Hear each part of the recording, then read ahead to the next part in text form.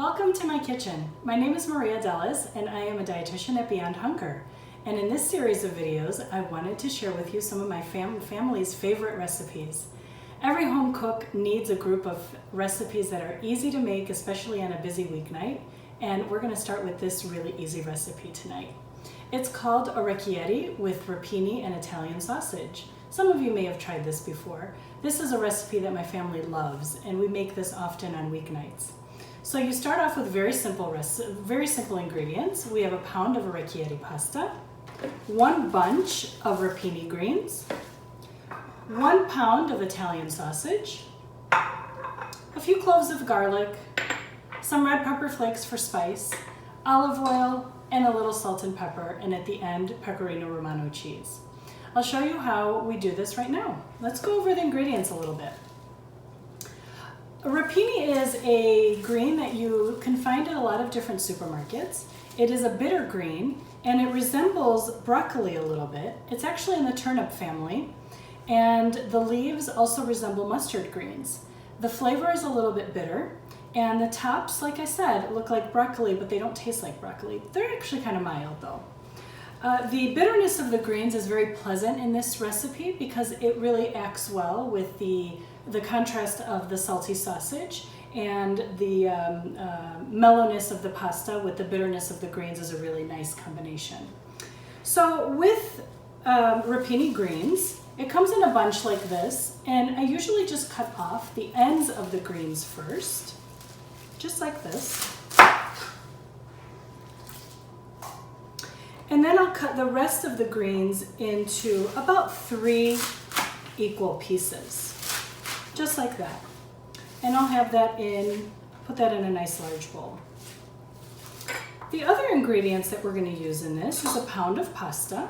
So orecchiette is a pasta from Puglia, which is an area in southeastern Italy, and it's very, very common in this area to use these kinds of pasta shapes. And orecchiette in Italian means little ears, and this is what it looks like. And the nice thing about about this shape of pasta is when you finish this dish, all of the different little pieces of Italian sausage and the greens get caught up in the openness of this pasta shell, or the pasta shape, and it tastes really, really good. It's one of my favorite pastas to use, and it's very traditional as well. The Italian sausage that we're using, this is a pork Italian sausage, but you can definitely use a turkey Italian sausage. And you don't want the casings in this, so we're going to remove the casings and use this bulk. If you're able to find bulk Italian sausage at the store, you can buy just bulk Italian sausage, a pound or less. You don't need that much. You can also make this recipe without meat at all. In Puglia, they would combine the pasta with the rapini greens, and that would be a very traditional way of making it as well. But the option is to also add sausage, which makes it a little bit more substantial. This is one of the easiest recipes that you can make, and one that I've memorized, and one that can come together in 30 minutes or less. So let's talk a little bit about the garlic. So we have 2 to 3 cloves of garlic. And just to remember remind people how to peel garlic, is you just take the outside of the side of your knife and you just press, and that will help to remove the skin of the garlic very, very easily, just like this. I always keep a garbage bowl next to me in my kitchen, and this will contain all the scraps that I'm creating from my recipe, so then at the end of the recipe I can just throw it straight into the garbage. So to remind everybody what good knife skills are, is you want to try to hold your knife like this and wrap your hands around it and then start chopping. So this is an part that we don't want. So you just chop close to the board, and your other hand should have your fingers like this, like a claw. So we're going to chop up these garlic cloves, and we're just going to put them aside and wait till the next part of our recipe, which is sauteing the Italian sausage and cooking the pasta. Really easy, comes together very quickly. So I'm just going over the garlic right now with my knife and making sure I get it finely chopped onto my board.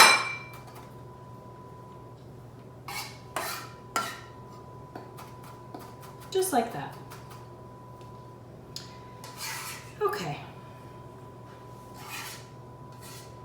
So the rapini that we just cut up before, I love this. There's a lot of nutrition into bitter greens like this, and any greens that you choose.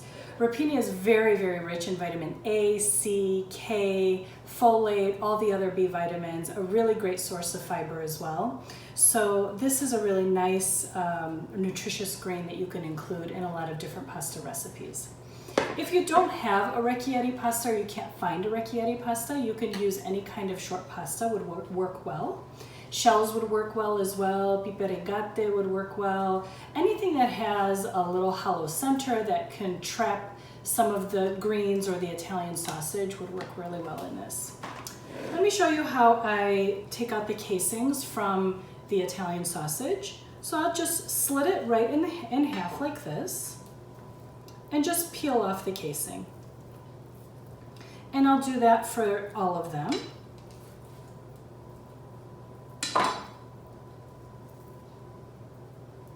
And we just set that aside.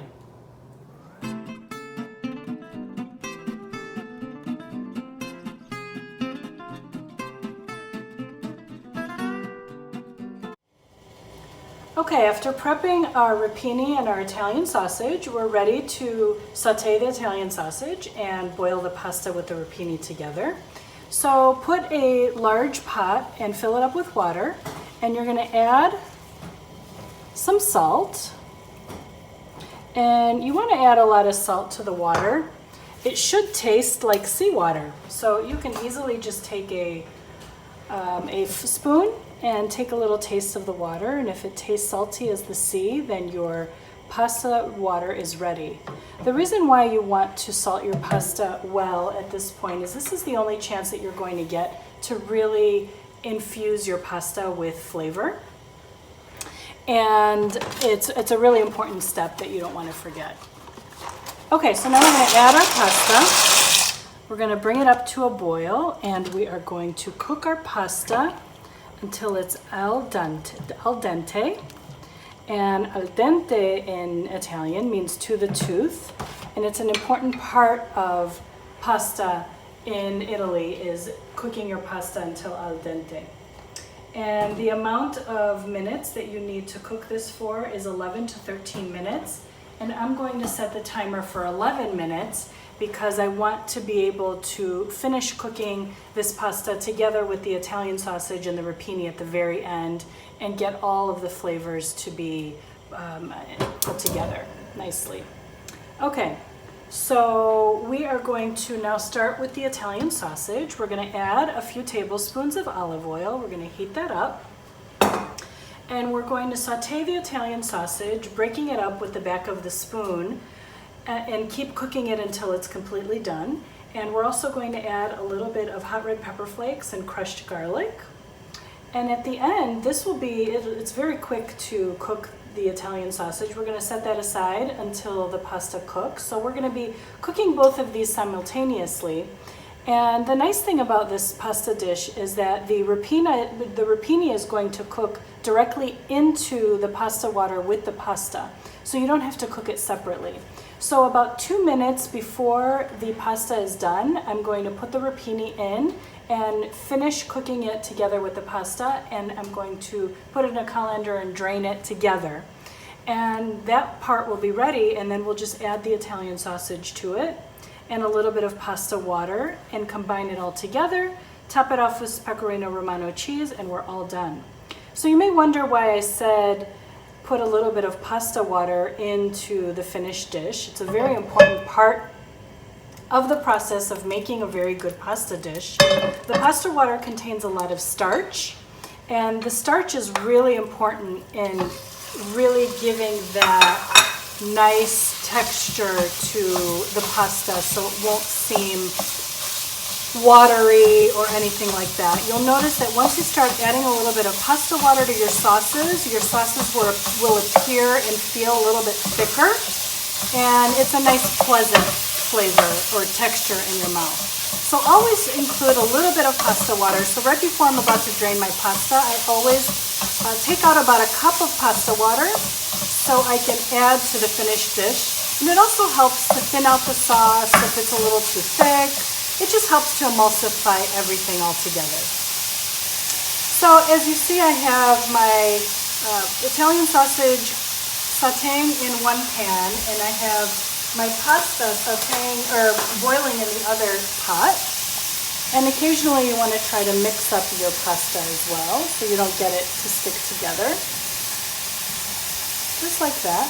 And I have my rapini off to the side, ready for it to go into the pasta water 2 minutes before the pasta is done. We're going to saute this for a little while. And you notice that I am breaking up the Italian sausage because Italian sausage has a tendency to clump a little bit more than ground meat does. So it's important to try to separate it with the side of your spoon.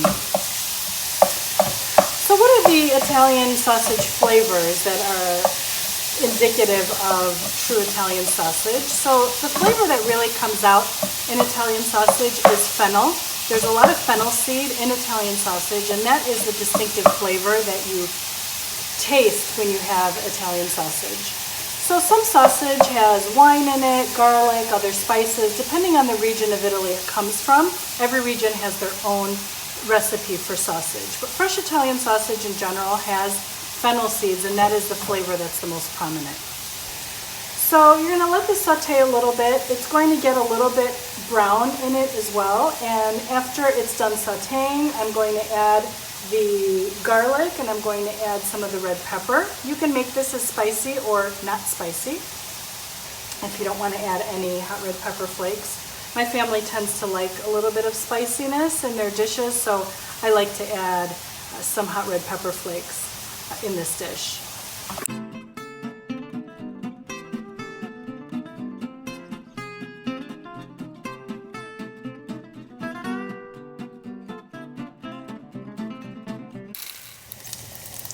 So the Italian sausage is almost done. It's been cooking for about 10 minutes, and the sizzling that you're hearing is what you want to hear. And you'll notice pieces of the Italian sausage are sticking to the bottom, and you want that, and that will be released with the addition of some pasta water in just a moment. The pasta has been cooking for about 11 minutes, and we are going to add the chopped rapini at this point.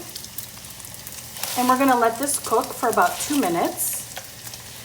Along with the pasta, it'll just finish cooking together. And I'm going to turn down the heat of the Italian sausage in just a moment.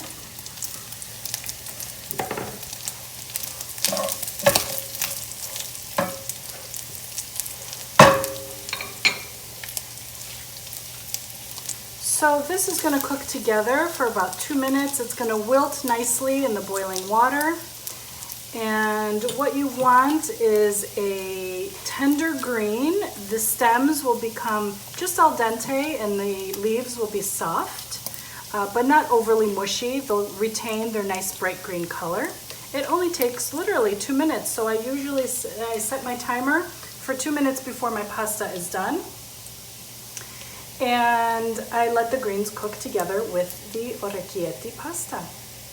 And then we will take a little bit of pasta water and put it straight into the Italian sausage. And we will drain the pasta with the orecchiette together. And then we will add the pasta with greens into the Italian sausage mixture that we have made. Okay, the pasta and the greens are done. I'm going to take a little bit of the pasta water and add it to the Italian sausage. Now this is the secret in making really delicious, creamy, silky pasta sauces. And it's an important part of really good Italian pasta, especially when you've had it at the restaurants and you're wondering how in the world do they get that pasta sauce so creamy. And it's the addition of that starchy pasta water. So you only need about a half cup, and you just add it until it incorporates into the rest of the ingredients. And in this one, I am releasing some of that fond that's on the bottom of this pan. And all of that is going to go together. combined together with the orecchiette and the pasta. So I am going to drain the pasta in the sauce and I will be right back. Okay, so the pasta and the greens are drained together. We're adding them back into the pot. And we are just going to add the Italian sausage along with the pasta sauce directly into the big pot. And then all you need to do is just mix it all together. The pasta will absorb some of that extra pasta water that you added earlier, and it will continue to cook a little bit too. That's why it's always good to cook your pastas just a few minutes before they're completely finished cooking, because they should continue to cook in the sauce that you're going to put them in addition to the pasta water that you have also saved. So this is the secret to a really beautiful silky sauce. And now at this stage, you're welcome to add some type of cheese. Traditional in this recipe is pecorino romano. So this is what I would add to this dish. And that's it. Then this is ready to plate and ready to eat. This is a really easy 30-minute meal, and I'll show you what that looks like plated. Thank you for joining me today in my kitchen. I hope you enjoyed my family's favorite recipe, orecchiette with Italian sausage and rapini. To finish off this dish, you would add a little bit of black pepper if you want some. And then of course, pecorino romano cheese, as much as you would like.